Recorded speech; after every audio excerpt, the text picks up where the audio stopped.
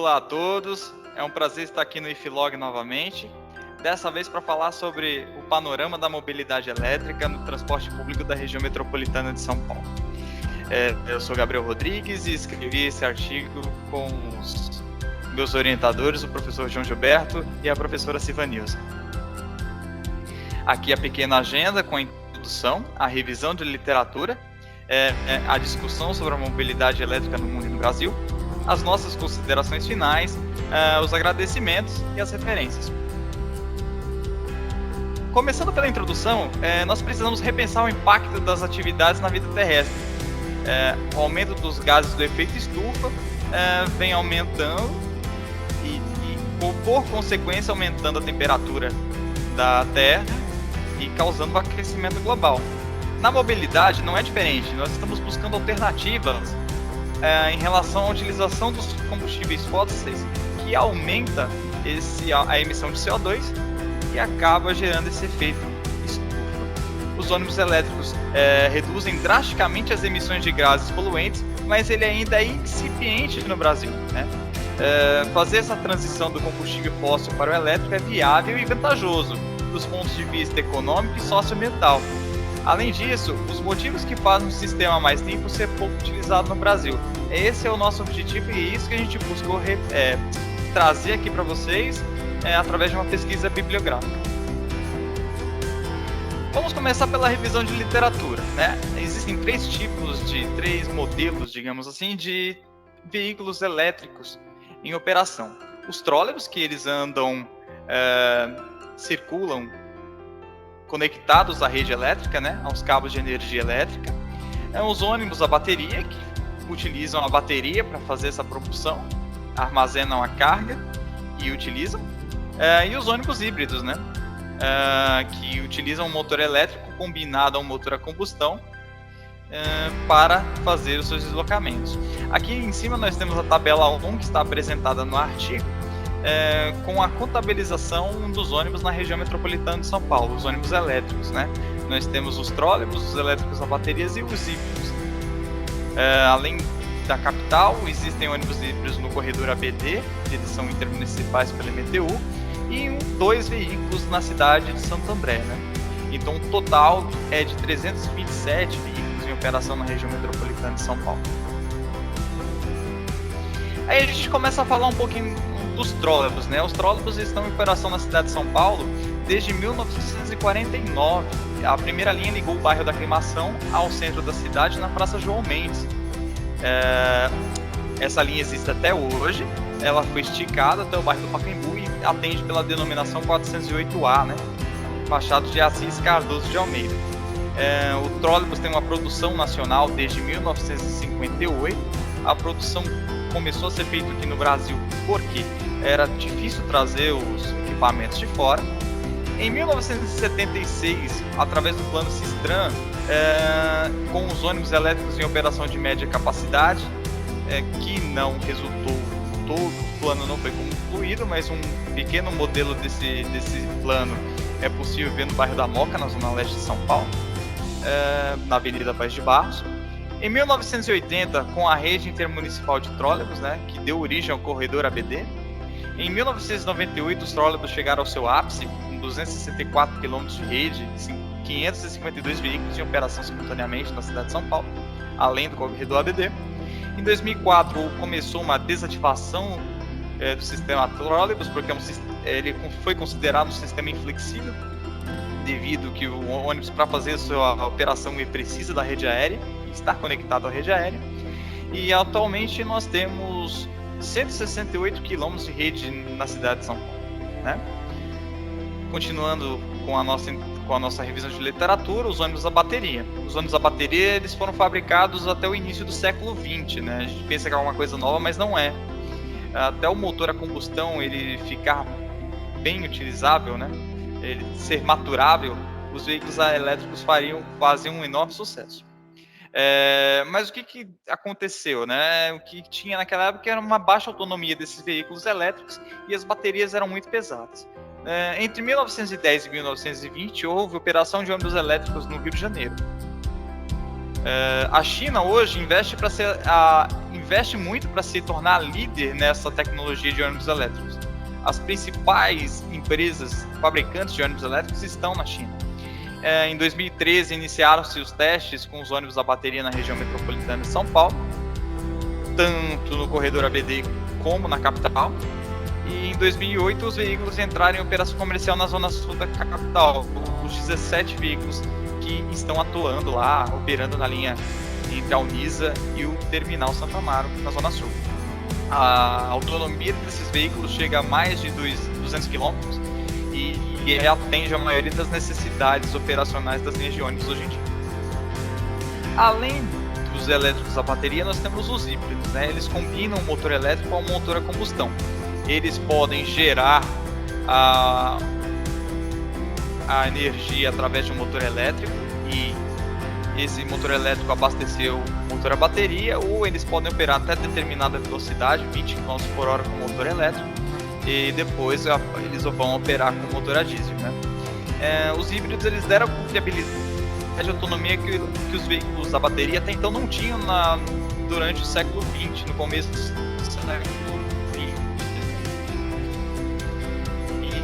E são uma ponte aérea, ou a ponte entre a era da combustão também é um empecilho para o aumento do número de ônibus híbridos em operação. Aqui os ônibus elétricos em operação no Brasil. Além da região metropolitana, nós temos ônibus elétricos nessas cidades: Bauru, Brasília, Campinas, Curitiba, Florianópolis, Foz do Iguaçu, Maringá, Santos, Volta Redonda. E o total de ônibus são 77 ônibus elétricos. Existiram sistemas trólebus já desativados e atualmente somente o sistema de trólebus de Santos está em operação com 6 veículos.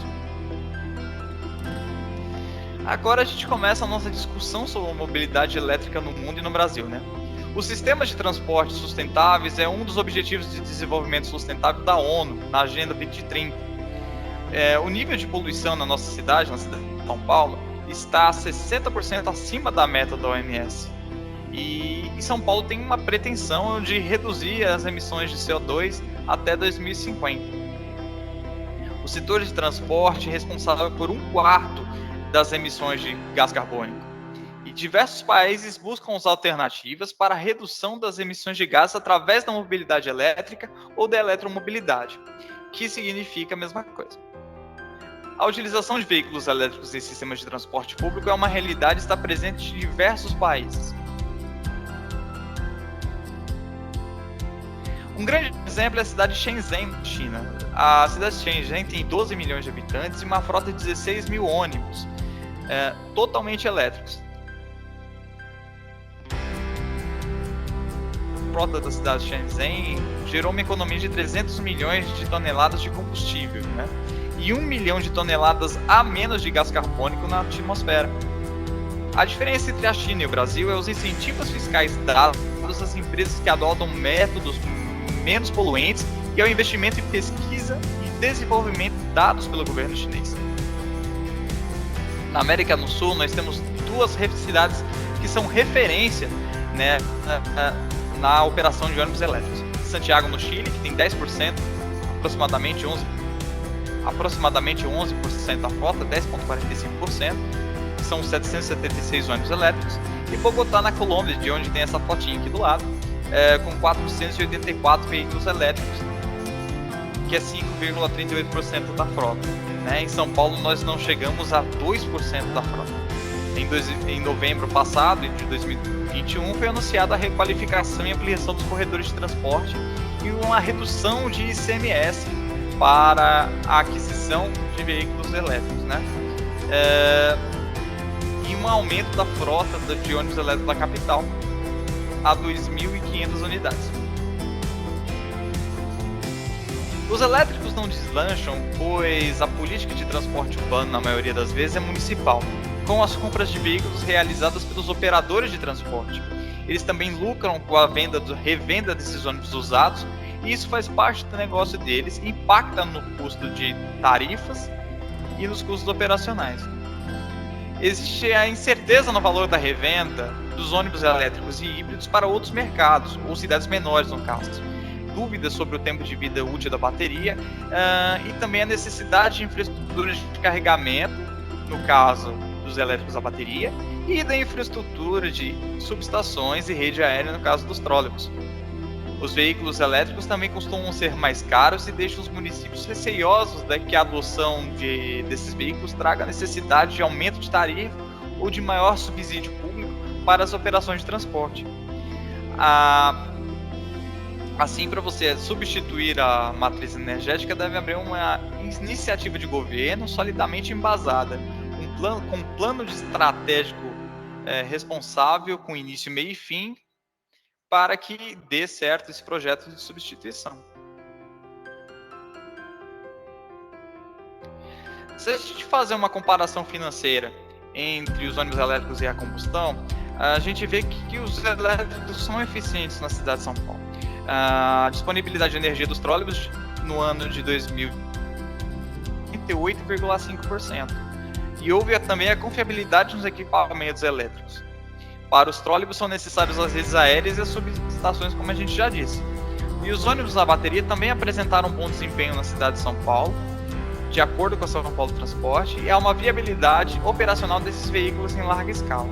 Aqui a gente fez a gente adaptou a tabela do Sauro Neto, que ele é consultor de São Paulo Transporte, e mostrou que a comparação relativa de custo, você vê que o custo do elétrico a bateria e do elétrico trólebus é menor que o veículo a diesel.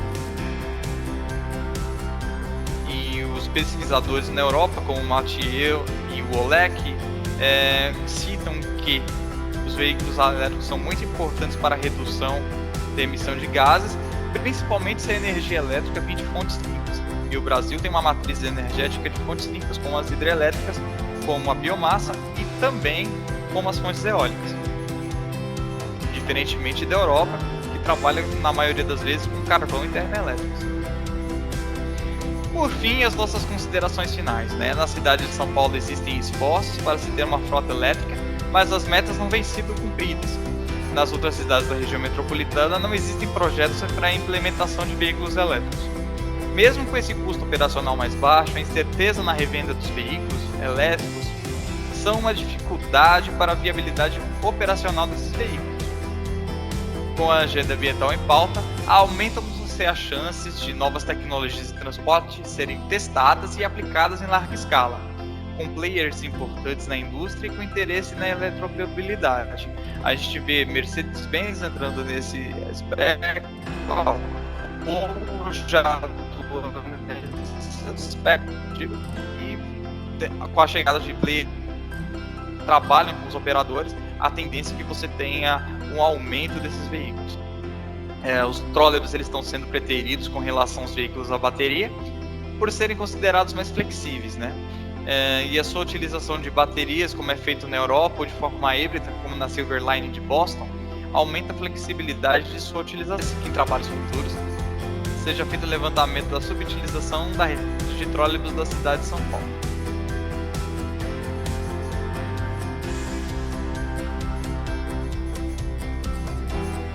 Por fim, os agradecimentos aos orientadores João Gilberto Silvaniza Machado, além da CAPES, que financiou esse estudo. Também agradecendo à Unip e ao Instituto Federal de Educação, Ciência e Tecnologia Campo Suzano e ao RESUC, que é o nosso grupo de pesquisa da Unip. Muito obrigado.